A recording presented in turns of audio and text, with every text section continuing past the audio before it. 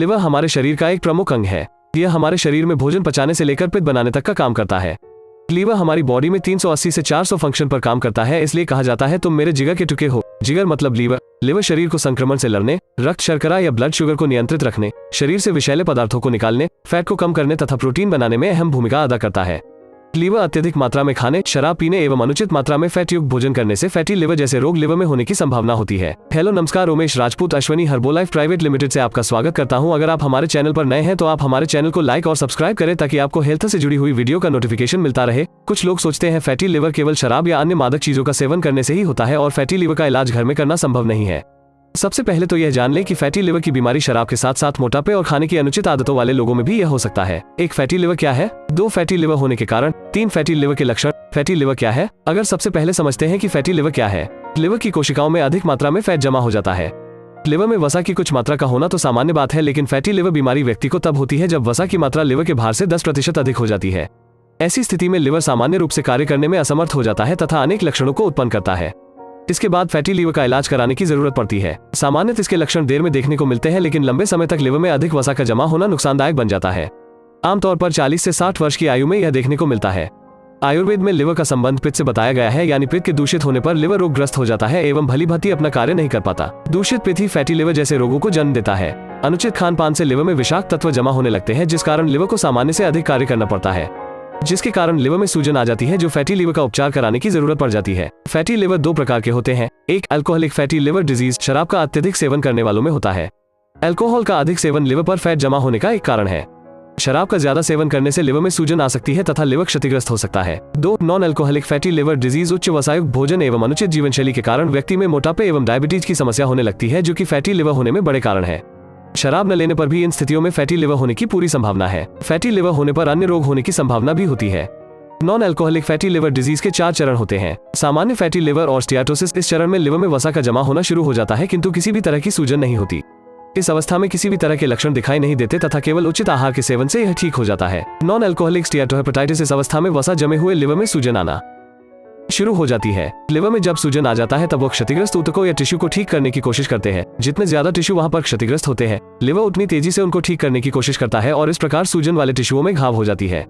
इस अवस्था में जब घाव वाले टिश्यू वहां पर विकसित होने लगते हैं तब फिब्रोसिस होने की अवस्था आती है। फिब्रोसिस यह तब होता है जब लिवर और उसके आसपास के ब्लड सेल्स या रक्तवाहिकाओं में स्थायी रूप से घाव वाले ऊतक या टिश्यू बनने लगते हैं। इस अवस्था में लिवर कुछ हद तक सामान्य रूप से कार्य करता रहता है। इस समय उपचार करने पर लिवर में आगे की क्षति होने से रोका जा सकता है और जो क्षति हुई है वह सामान्य अवस्था में आ सकती है। हालांकि समय के साथ ये घाव वाले ऊतकों की जगह स्वस्थ ऊतक बन जाते हैं।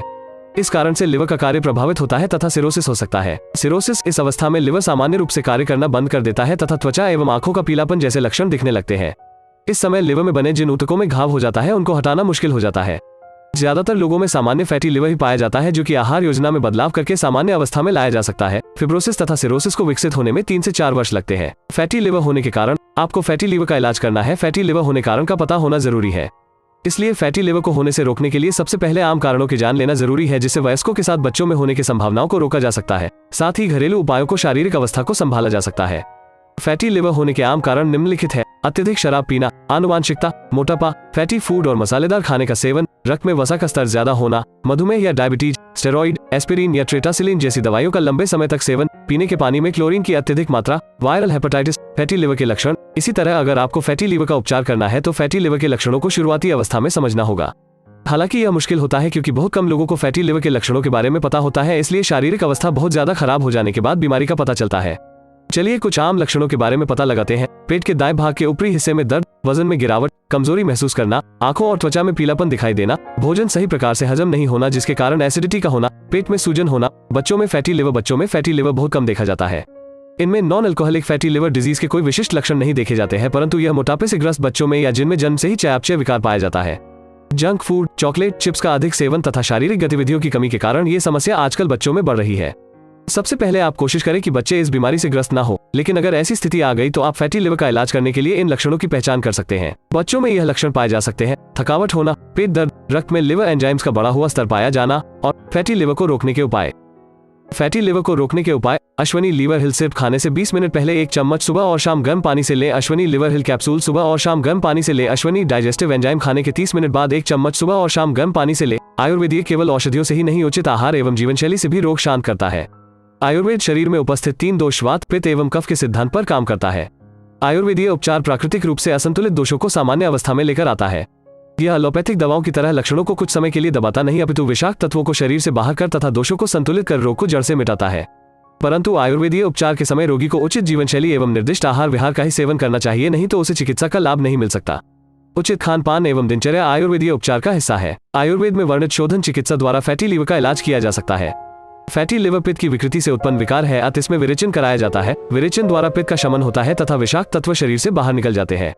शरद ऋतु में पित्त का प्रकोप होने के कारण यह विरेचन के लिए उचित समय बताया गया है तथा वय के अनुसार 30 से 50 वर्ष भी पित्त का काल कहा गया है, अतः इस समय फैटी लिवर होने की संभावना रहती है। यदि फैटी लिवर के रोगी को 2 से 3 बार शरद ऋतु में विरेचन कराया जाए तो फैटी लिवर का उपचार हो जाएगा, मतलब लिवर अपनी पहली वाली स्थिति में आ जाता है। प्रत्येक व्यक्ति को ऋतु के अनुसार पंचकर्म कराना चाहिए। अगर आप स्थायी और सटीक इलाज चाहते हैं, आप अश्वनी हर्बोलाइफ पंचकर्मा सेंटर पर संपर्क करें 8397047050। Website www.ashwaniherbolife.com। फैटी लीवर के इलाज के दौरान खानपान और जीवनशैली में लाएं ये बदलाव। ताजे फल एवं सब्जियों को अपने आहार में शामिल करें। अधिक फाइबर युक्त आहार का सेवन करें, जैसे फलियां और साबुत अनाज। अधिक नमक, ट्रांस फैट, रिफाइंड कार्बोहाइड्रेट्स तथा सफेद चीनी का प्रयोग बिल्कुल बंद कर दें। अल्कोहल या शराब का सेवन बिल्कुल न करें। भोजन में लहसुन को शामिल करें, यह फैट जमा होने से रोकता है। अश्वनी ग्रीन टी का सेवन करें, शोध के अनुसार लिवर में जमा फैट को कम करती है। अगर आपको यह वीडियो जानकारी ज्ञानवर्धक और अच्छी लगी तो आप इस वीडियो को अपने तक सीमित ना रखें, दूसरों को भी शेयर करें। हमारे चैनल को लाइक और सब्सक्राइब करें। आपके एक लाइक और सब्सक्राइब से हमारा मोटिवेशन बढ़ता है। अतः तक वीडियो देखने के लिए आपका बहुत बहुत धन्यवाद। नमस्कार।